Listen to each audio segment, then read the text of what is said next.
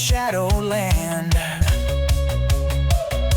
They've got fire, they've got style, they make chaos look worthwhile. Partners in crime, heartbeats aligned, together they're one of a kind. They're the couple that slays together, storming the world, it's now or never. Back to back, through thick and thin, in the game of life they always win. Blazing trails, leaving legends behind. Love so fierce, it's one of a kind. We're the couple that slays together. Oh. Hi guys, welcome back to The Couple That Slays Together. I'm Katie. Hey, and I'm Brandon. Katie, how you doing today? I'm doing well. We had a really good interview. Yep. Knock on wood, work's been a little bit better. Yeah. We had some lot of stuff going on there for a little bit, and I'm feeling much better after my surgery, and we are back at it with another interview. Yeah. What So, about you? I'm a little tired today, but I'm getting there. We've missed you guys. We've missed being able to be in the studio and doing this. But hey, it's Halloween week 2025, and we are so excited today. Happy Halloween, hun. I was gonna say we were in full spring of the spooky season. Try to say that fast, but we're honestly already right at it, which is crazy. Yeah. Right at Halloween. Yep, today is Halloween. We hope you enjoyed our review on our NECA Michael Myers figures. We were both very excited to finally have those in our collection here in the studio. And we enjoyed rewatching Halloween Resurrection and doing a review for you guys. But to go along with that and to end Halloween week and to just wrap up the Halloween season, even though for us, Halloween is 365 days a year here at the Couple That Yeah, Slays it is. Together. But for you all out there, I know some of you are just celebrating spooky season where you've got your pumpkin spice lattes and you're watching your true crime documentaries. But hey, if you want to take a break from all that and buck up and watch a couple slashers, I feel personally attacked. I know I'm not really big into the spooky season because it's like the most tame thing. It's like, hey, let's just watch Hunting Wives and have a coffee. No, I'm just kidding. But anyway, so guys, today, again, happy Halloween, but we have a really cool interview for you guys now. Brad Loree and I have recently become friends in the past year or so, and he agreed to come on the show and give us a really fun interview. So, without further ado, here's the interview. How you been? I haven't talked to you in a while. I've been good. Well, I'm good. It's the people around me. I'm sick again for the second time in like 3 weeks. But I went and saw the orthopedic surgeon on Monday, and he said you're way too fat to operate on for your hips because my hips have no cartilage left in them, and I've been dealing with this pain for a couple of years now. So I really want to get this surgery done. But he says you got to lose a shit ton of weight, so that may or may not happen. Other than that, I'm good.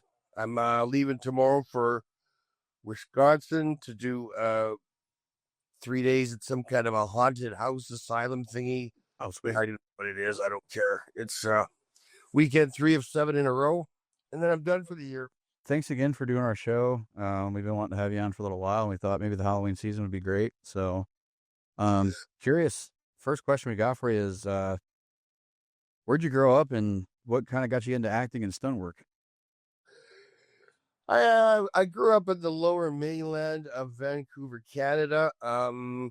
Spent the first 8 years in the city, the next 5 in the burbs, and the last 8 in the country. So I don't know when I don't know when we say where you grew up, which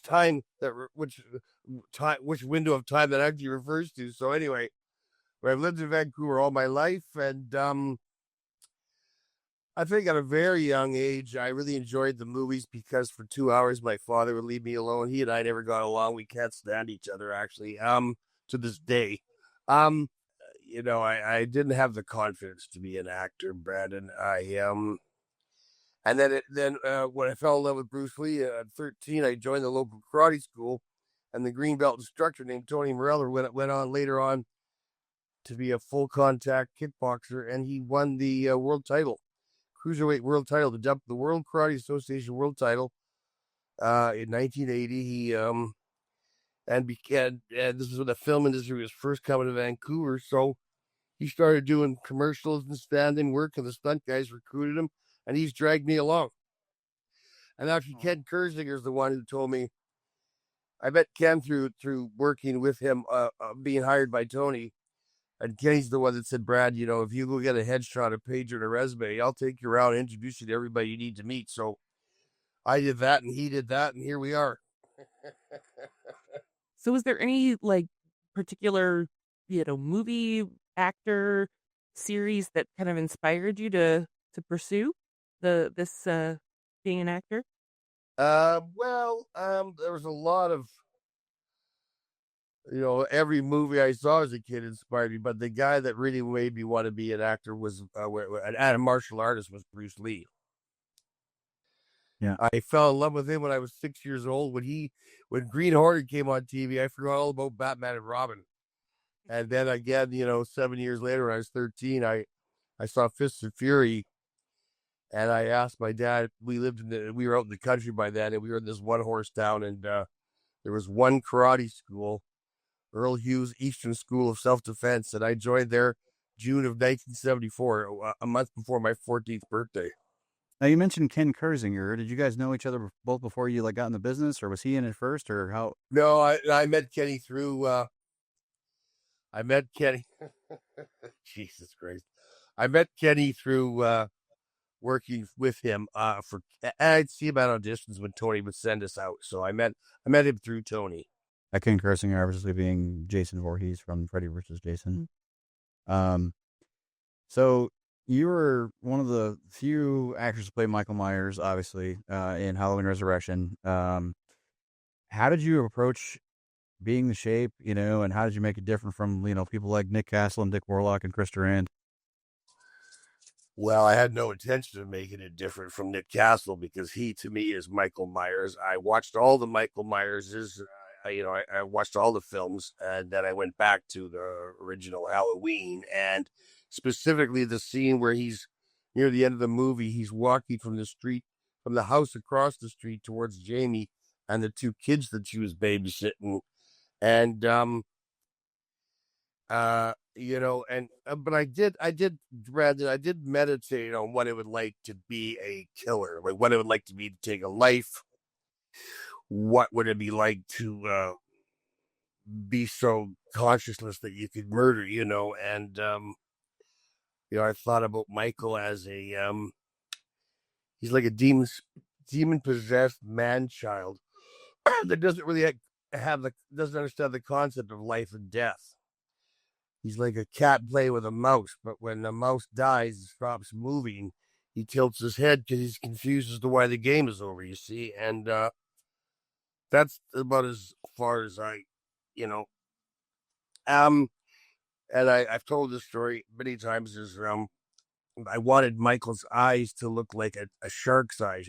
I think of Michael like a shark. Sharks swim and kill. Michael walks and kills. So whenever we had a medium or a close-up shot, I would cross my eyes to try and take the focus out of him somewhat.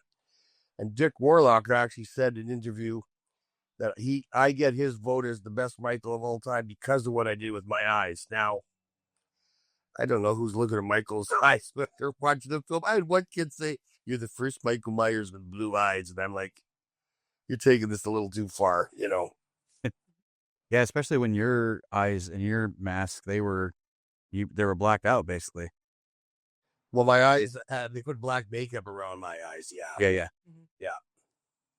But then again, you did see him in the house when Busta Rhymes and you were having your first little showdown there. But right. He's in the head. So what specific direction did Rick Rosenthal give you about how this particular version of Michael Myers should move or behave? What he told me when I went in to meet everybody was, he said, Brad, imagine that your upper body is sitting on top of your legs or your hips, like it's on a pedestal, and the legs do the transporting, and the upper body is just sitting there. You're not swinging your arms. You're not It's like they're two pieces, and the upper body is on a pedestal, and it's being transported around. That's about as much as he gave me as far as motivation and how he wanted the gait to look, like the walking, and like I said, I tried to and he was very good about telling me, because he knew I was nervous. He very good at what reminded me, just go nice, just take your time. He walks with purpose, but he's not in a rush. Yeah. So my first introduction into Halloween was H2O, so it was the film before yours. And I feel like one thing that really made Michael cool to me as a kid, like when, because I got in, my first horror movie was Scream, and then the second one was Halloween H2O. So one of the cool things about Halloween H2O was that drop down that Michael does from the pipe.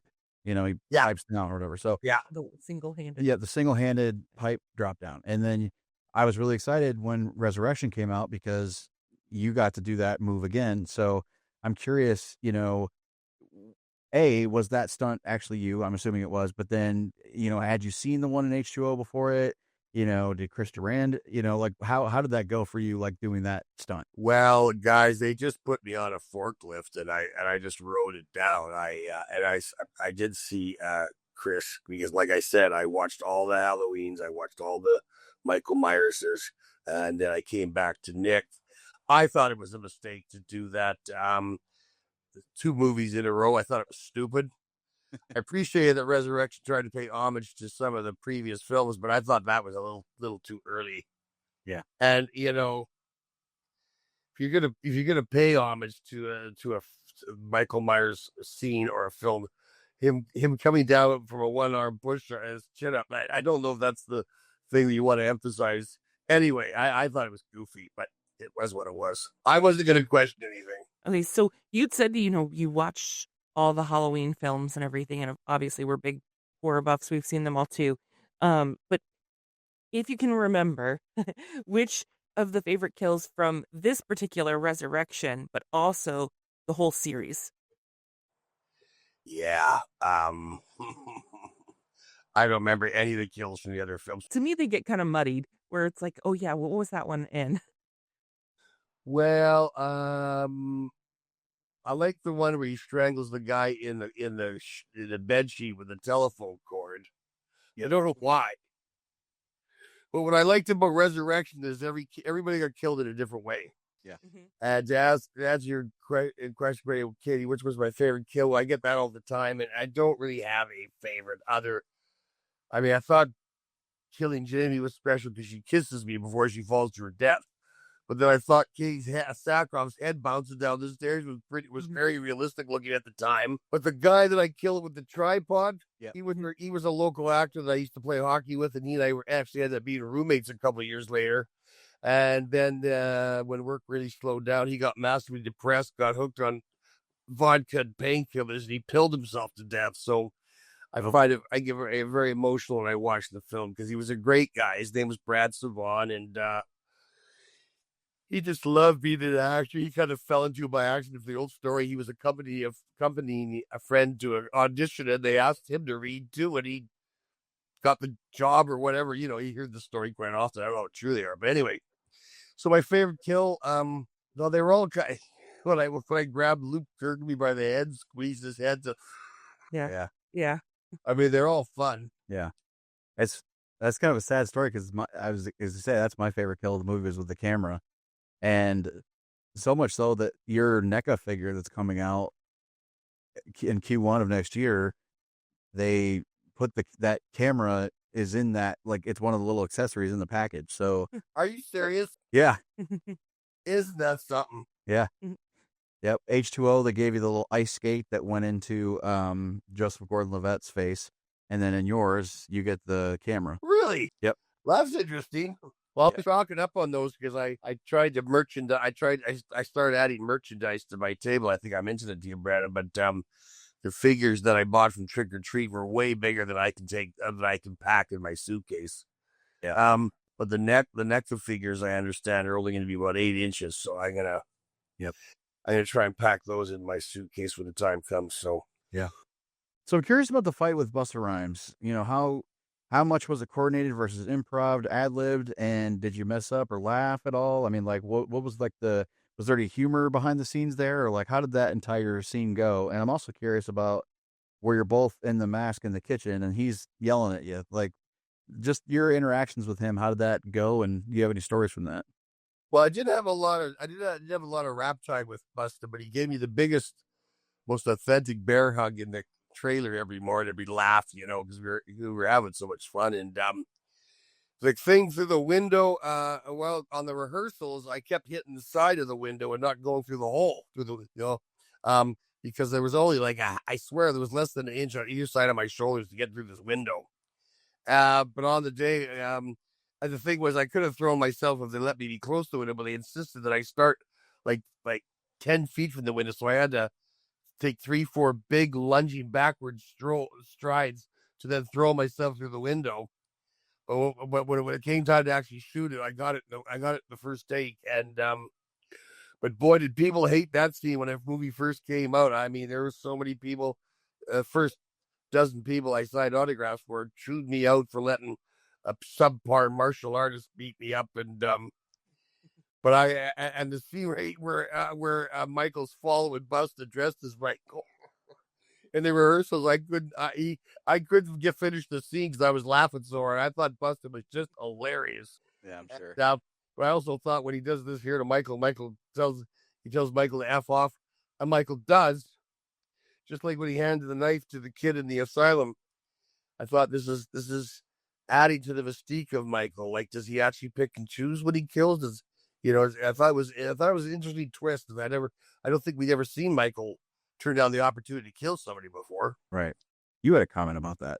Yeah, we both kind of had a different understanding of why Michael would give the other patient, the asylum patient, his knife. And I kind of took it as in that moment, Loree's dead or perceived dead, and he thinks like, okay, my job's done. I don't need this anymore. But Brandon was kind of thinking it was more like he understood the guy was like a fan. Yeah, he was a huge fan of serial killers, and so it's like. So we're curious, kind of where that actually is supposed to kind of land. Why would Michael give the knife to the? Or was that just in the script? Well, I think that the same way the predator doesn't kill you if it recognizes you're not armed. Yeah, I think Michael recognized that this guy was harmless, and like himself, maybe a bit of a victim of circumstance. So he took pity on him in a sense, which showed that Michael had a little bit of compassion and empathy for people. Yeah. Which just adds to the confusion as to why he does what he does. Why is he stronger than the average human and all this and that. Anyway. Yeah. Okay, so Resurrection kind of had this mix of horror and early 2000s reality TV satire. Did that kind of blend on how you performed the shape, being kind of like this kind of almost mocking of the reality TV scene of the day? No, that had no bearing on me. It was in the script. I did what it said. My only concern was I wanted to emulate Nick Castle as best I could. But as far as the storyline, no, I didn't put that much thought into it. And I wasn't asked to. I just did what I was. What the script says. We work out the scene, we block it, then we rehearse it, then we shoot it. Was there ever, were there any scenes that didn't make the final cut or like an alternate take where Michael was perceived differently, or like you felt like you did a stunt better in a scene that didn't make it? No. I'll just say this about that is the test audience did not like the ending we shot in Vancouver. So when he gets wheeled into the morgue at the end of the movie, and so obviously she opens the bag and his eyes pop open. That wasn't me. That was the only shot, the only piece in the whole film that wasn't me. It was just they didn't like our ending. So, but the deleted scene where I'm a CSI cop or whatever I was, I had a little cameo. I asked Rick to let me have a cameo, but because they insisted on changing the ending of the film, that cop piece, but it's on the deleted scenes in the back of in the DVD. So were you able to keep any kind of props, wardrobe, anything from the set? No, Katie, it's funny you asked that because Dick Warlock took everything home and he eventually sold the whole outfit. But I said to Malik, why didn't I get a mask? And he goes, well, Brad, we're kind of nervous about where the masks might end up. I guess they're concerned they're going to end up in some basement goat port or something. But in my memory, I think he did say he would get me a mask if I wanted one. But, I'm not a horror fan at all, even though I love the first two Halloween films. But I just didn't follow up on it. And last year, one of the masks I wore in the film ended up in London, England, and got auctioned off for 50,000 sterling pounds, which is like almost 100 grand in Canadian money. Dang. Wow. Smart like a stick. Yeah, no kidding. I'm curious.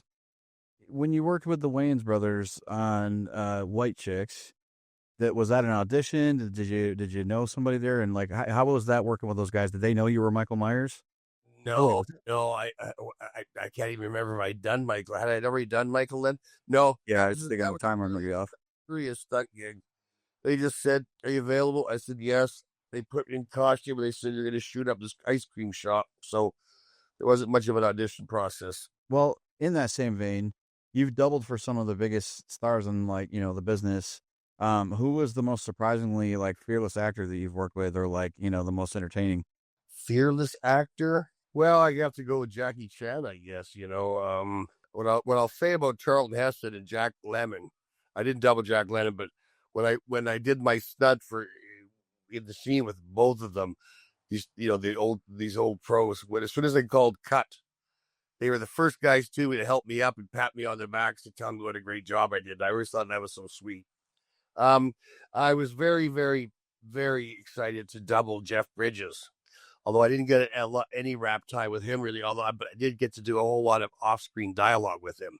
There's a scene where he gets kicked by himself down this platform, and then they're arguing or talking to each other, and so they had me read off-screen dialogue with him, which was really, really a lot of fun.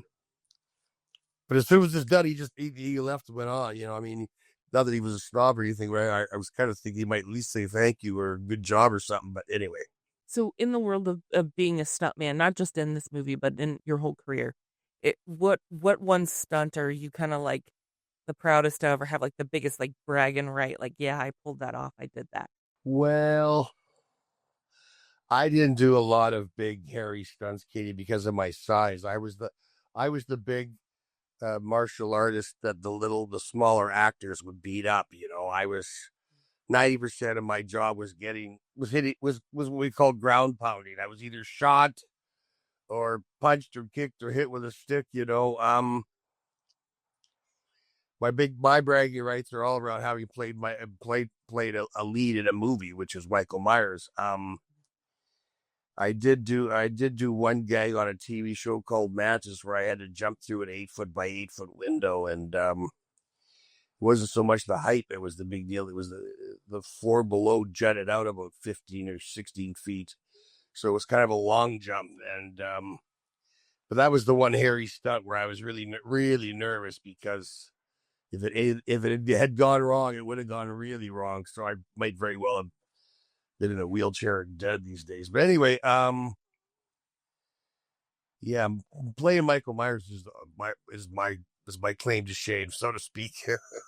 Has there ever been a stunt that you either refused or re-engineered because it wasn't safe or you weren't able to do it? Yeah. Actually, Brandon, when I was doubling an actor who gets thrown out of a spaceship on the planet or on the Chronicles of Riddick.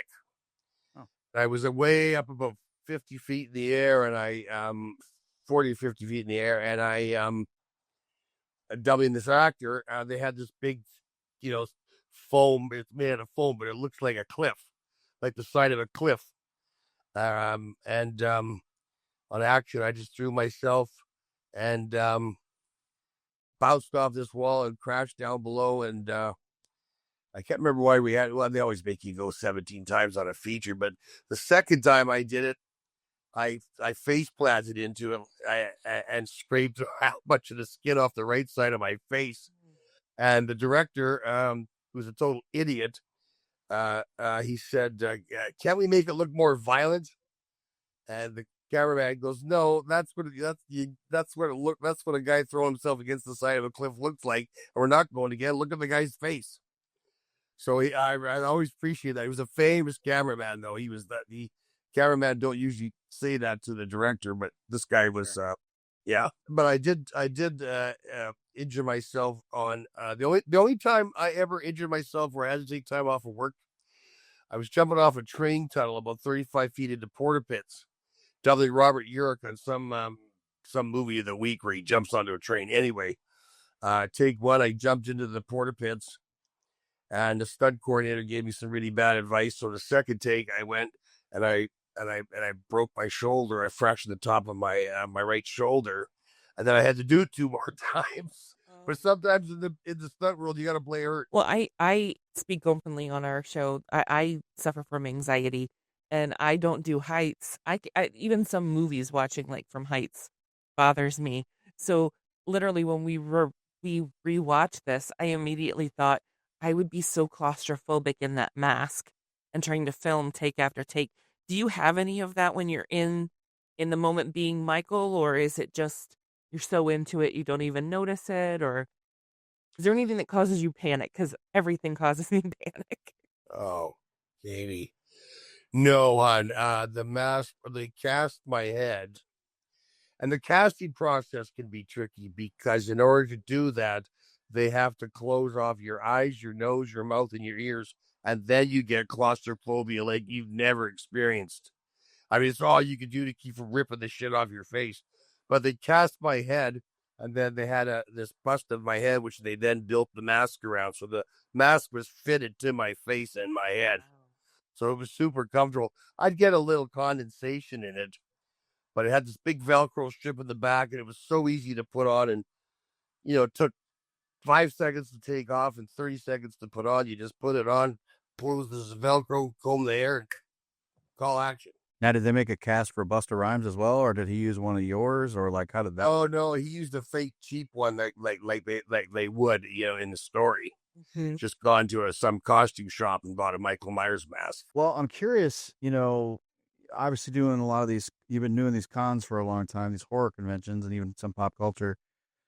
How has that shaped your relationship with the community and Michael Myers over the years? And how do you take criticism toward your movie, both positive and negatively, I guess?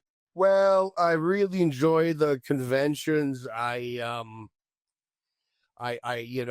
find that I make new friends every time, and I just wish I could take advantage of all the directors that have said they'd like to use me in their movies, but I am a foreigner, and and I don't want to get in trouble with Homeland Security, obviously. But I really, like I said, I'm not a horror movie fan at all, but I'm a big fan of horror fans because they're such nice people, and not just because I'm Michael Myers. The way they share their passion with one another.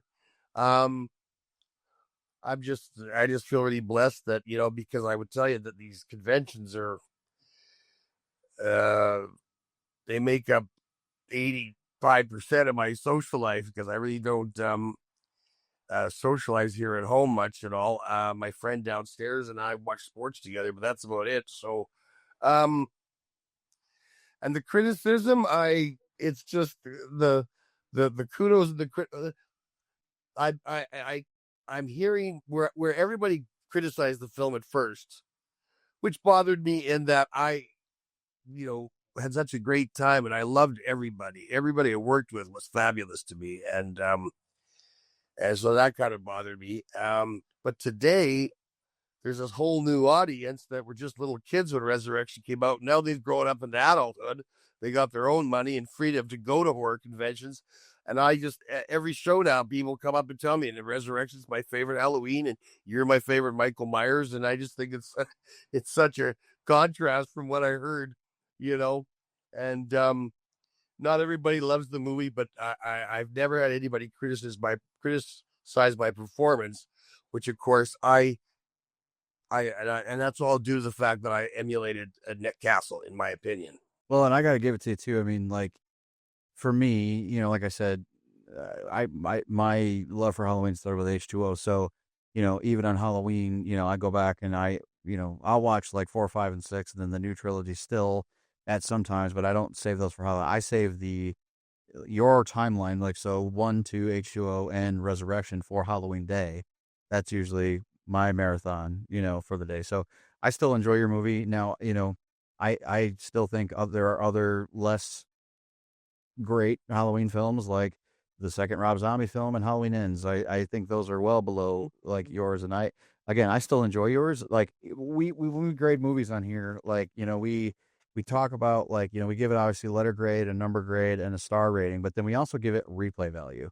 Like is this rewatchable? Is this something I want to put on as a comfort movie? Like is it something I can throw on when I'm just trying to work on something, or even just relax to and take a nap to, and not in a negative way, like, just it for the comfort reason. And Halloween Resurrection, in my opinion, I graded it as, will watch repeatedly because it is one that I feel like has replay value and you can just watch over and over again.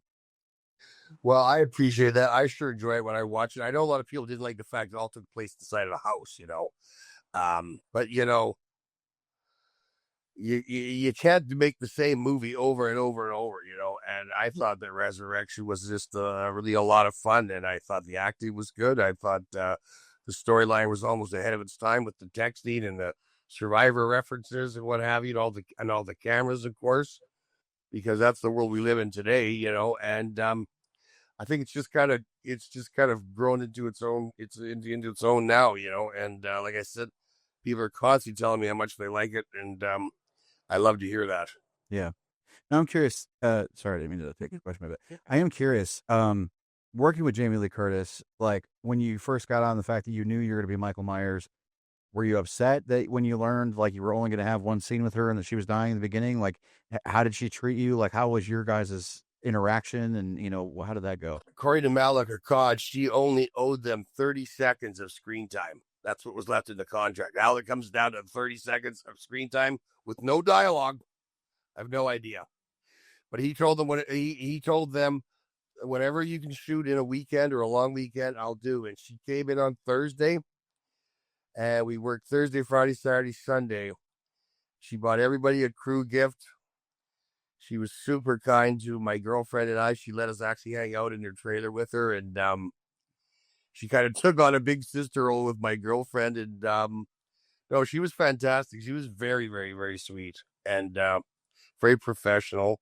She was at that time really happy to be done with the horror the horror thing, though. I think she wanted to shed the Scream Queen thing and be respected as an artist and an actor. Well, now she's won her Oscar, and then and then for whatever reason she decided to come back and do 3 more films. So I think she's come full circle. So she's terrific. I saw her 10 years ago, 12 years ago in Indianapolis for her convention, and I'm really bummed because we live here. We live here. This is where we're at. We're in Indy. And so I'm really bummed that I didn't go. And you remember, we were together. I was fully aware that was happening. I just didn't go. Like something was happening that day. I don't remember, but I kick myself every day for that now. All right, you're joking me. But I guess that's she said that was the one and only convention she's ever going to do, and she's a person of her word, and I would love to see her at Halloween 50 in 2027, but I don't know. I just saw her recently she was sitting in a crowd, and they had the camera on her, and she said, "My name's Jamie Lee Curtis, and I'm an actor. And, if I hadn't gotten fired off Petticoat Junction, I wouldn't have been available to audition for a little film called Halloween." And, I really admired how she's really given props to how the Scream Queen roles sort of launched her career, got her started, and now she appreciates them, Yeah. She's not embarrassed by them anymore. Yeah. I think we all go through that with our careers. There's things that I think, get frustrated with, but then come back to. Yeah. And or appreciate. We learn a different appreciation once we see other people and how they react to us, or, you know, I'm not even just talking about actors and actresses, but like, you know, just in different views and walks of our life, you know, even with stupid things like food. Like, you know, how many times have we said, oh, I don't like this, and then 10 years later we try it again and, oh, it tastes good again. You know, I feel like it could probably be the same way for somebody like that. So we have some questions that uh, we want to make sure that we ask everyone we interview. But if you are uncomfortable with any of them, just tell us. We don't have to. We'll edit it and move forward. Okay. But they're not specifically like for the movie. So the first one is, and you kind of touch base on that you're not really a horror fan, but we like to say like everyone kind of nerds out over something. Like you're a fan or a collector of something. Or like a musician or a Yeah. band. I say like it's your pop culture religion. Like, you know, that's my thing. Yeah. So is there anything that like you just love and you just got to collect or Or a nerd? massive fan of. Yeah, quote nerd out too. Yeah, guys, if you ask me what my hobby is, I really don't have a definitive answer for you. Yeah, I don't. I know. Casablanca. Okay. I love movies. That's it. Movies and I like movies about people and the human condition. I can't stand anything that steps out of reality, sci-fi and horror, and these fantasy movies. I'm not into that. I like to watch movies about relationship and communication. Well, I am curious though. Before we get back to these other questions, you did say that you watched the Halloweens before yours. Did you watch the ones after yours? Sorry, what's the question? Did you watch the ones after yours? Did I watch I saw Rob Zombie's first film, which I hated. I'll never watch the second one. I had to watch 2018 only because I was invited to a theater and did a Q&A and then signed some autographs. So I was kind of a commitment. So we had to sit through that. I tried, because Jamie was in Halloween Kills, I tried to watch it. I ended up fast forwarding until I realized all her scenes are in the hospital bed. So I can't really say I watched Halloween Kills, and I'll never watch Halloween Ends. So yeah, I don't see myself ever watching anything other than the first two and my own. that's fair. I liked H2O, except I just cannot stand watching Chris Durant's performance, where he looks like a guy dressed as Michael Myers, but he doesn't look like Michael Myers at all. And Chris admits to this day that was a mistake on his part, that he didn't do any research. He just, he's a stunt guy. So they I wear a mask and I put on overalls and I go over there and snap somebody. That's what he did. He had no sense of the stigma of the culture and the way he moved. Well, with you doing conventions and everything, you've met a lot of horror fans. And I'm curious, because I feel like we all have a different answer. Why do you think that so many different people, ages, creeds, socioeconomics, races, why are so many of us horror fans? The only theory I have is that I think there are a lot of people who felt like misfits in school, that got bullied in school, and fantasized about picking up an axe, a knife, a chainsaw, a hammer. And although I noticed that women get a real rush from being afraid, being scared, I don't understand that at all. I don't like horror films for that very reason. If I want to get a buzz of fear, I'll go ride the roller coaster here in Vancouver, because it's 900 years old and about to fall over. But yeah, I when I was 19, I was dating this girl, and all she wanted to see was horror films. I dated from 19 to 21. So I saw the Phantasm and the Friday the 13th and this and that, and I wasn't into it at all. I years ago, a buddy of mine recommended the movie Hostel, and I watched it, and I mean, there's a scene there where a girl's getting her eye blowtorched out, and I'm just like, I can't for the life of me figure out how this is entertaining to anybody. But it takes all kinds of make the world go round. Yeah. So when you're not busy with conventions and work and all that, what does like a day in the life of Brad Loree look like, and what do you do for fun? I lay in bed, watch TV with my cat. All right. We're cat people. Yeah. Brandon more so than me, but he's made me more of a cat person. Yeah. I've made you a little bit more of a dog person. So there's no wrong answer here. And again, we can edit whatever you want edited, but we have different opinions on the subject. So we like to ask, what are your views and experiences on ghosts and the paranormal in maybe even aliens in actual real life outside of the movies? I haven't had the only experience I've had with the paranormal is I did live in a haunted house when I first got engaged to my first fiance. We were living in this house, and she was constantly hearing me come home and heard voices and whatnot, and I was nowhere near home. Cat used to act really, really strange, would never go downstairs. And then we had this woman who was a friend of a friend come and do a clearing or whatever she called it. We weren't allowed to be present when she did it, but I'll tell you, the energy in the house was completely different when we got home. The cat was totally relaxed, and we didn't hear strange sounds or voices anymore. And I gotta say, at 65, I don't poo-poo anything. I totally believe in aliens and UFOs.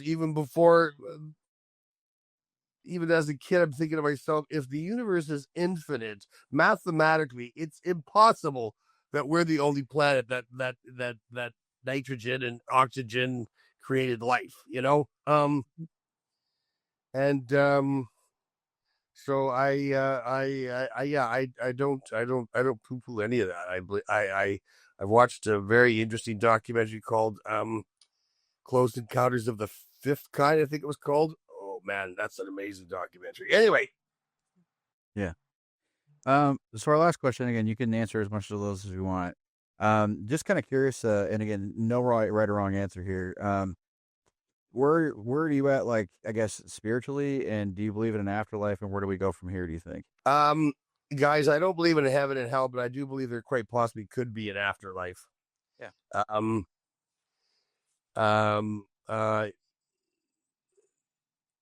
I don't care if we just, if there is no afterlife. Like I said, I don't believe in the Bible as per se, but I'm not too worried about reincarnation. I don't, guys. I don't know. I don't have the answers for you. I'm sorry. I don't. My answers. I don't care. Yeah, that's fair. I think that where I'm going to go when I die is where I was when James Dean died in 1955, 5 years before I was born. Well, all right, man. Well, hey, we don't want to keep you. Thank you so much. You're very welcome. Very nice. All right, thanks, brother. Guys, have a great day, and I'll talk to you soon about it. All right, yeah, we'll see you, man. Thanks, guys. God bless. All right, guys. Hey, that was our interview with Brad Loree. I don't know about you, Katie, but I got to learn some things that I didn't know before. So I thought that was pretty awesome. I hadn't really met him before. I'd seen him in passing at a convention near Detroit. Yep. But I didn't really actually even get to say hi to him there. He was pretty busy and everything. Yeah, which is a bummer because I really wanted you to meet him. Like, that's where he and I kind of started becoming better friends, and we've kept up since then. And real nice guy. Just kind of almost like Santa these days. He could play as Santa, but yeah. If you've ever worked behind the scenes at a convention, you can be kind of stretched in multiple different directions. So Brandon got to meet him and talk to him a little bit. Yep. I really didn't. And it wasn't until afterward when Brandon was telling me he got to meet him that I was like, oh, I didn't get to really see him. So it was good to get to talk to him and learn more about. I didn't realize just how much stunt work he has truly done. Like Chronicles of Riddick, had no idea. Yep. That's awesome. Yep. He's in that opening scene of White Chicks as well, so that's pretty cool. But you know what I really like about his Michael Myers is his mask. I really like how angry that masks look. Like the eyebrows are a little bit more in detail, and I just think that's pretty neat. But well, gosh, guys, that really wraps up the Halloween season for us this year. Not for us. For you. Yeah, not for us, for you. We'll be continuing going into the holidays and next year and beyond because we're both just huge horror nuts. Halloween and horror does not end on November 1st. I'm sorry. Right. Doesn't. Look, Spirit Halloween, that just opens for the horror fans. It's just our time of year to get new decor. That's pretty much. That's what it is for horror fans. It's our not TJ Maxx, but home goods. Home Goods. It's our Bed Bath & Beyond. See, I go there so often I know the name. Right. Yeah, it's our Bed Bath & Beyond that doesn't exist anymore. Yeah. But yeah, it's our everyday decor. Yep. Well, we really appreciate you guys stopping by for this interview, and we hope you've enjoyed it. You can find us on our socials here. We primarily use our Instagram here. and Facebook, And here. and here. Katie uses more of the TikTok. Yes, come see me on TikTok. I like to go live. I haven't done it in a little while, but I'm going to be doing it more often. So check out my live. It's not always horror. Sometimes we're just hanging out. So yeah. Yeah. They're random, they're pop-ups, but Yep. check it out. And if you're listening to us on the RSS podcast feed, you can find us on YouTube, the Couple That Slays. And hey, if you're not in the mood to see our pretty mugs, you can go to the wherever you get your podcasts and find us under The Couple That Slays Together. You can listen to us there. Shoot us an email, guys, if there's somebody you have that you would like us to interview, or if you got a guest that maybe you know someone that wants to come talk to us about horror. Yeah. We'd love to have them on. Or maybe you're a super fan yourself, because we met a couple of people that are super fans that we may just have them on for a specific movie that they are obsessed with. Yep. So yeah. Also, make sure that you check out our Facebook group and our Facebook page. I'm pretty much kind of running it, but we both do things on there. But I like to put up polls and questions and anything and everything related to horror. So join our community. It's a great group of people. Yep. And like I've said before, you can check out my solo podcast, Let's Be Real, though, with Brandon J. Benfield. I'm on YouTube and your podcast networks as well. I haven't done too much with it ever since we've been back, but, I go back and forth between them. So, I just kind of had that one specifically for, I was in surgery and I was still in the mood of podcast. And so now I've got 2 shows going between this one and that one. But, so I'll jump back on that eventually. But you can see my interview with my good buddy John Toohey, as well as my opinions on some movies that came out this year in 2025. But I think that really pretty much wraps it up for the day, hon. You got anything else you want to add? No, I don't think so. Other than no, I don't think so. All right. Well, hey, from The Couple That Slays Together, I'm Brandon. I'm Katie, and until next time, enjoy your horror. Take care. We're the couple that slays together.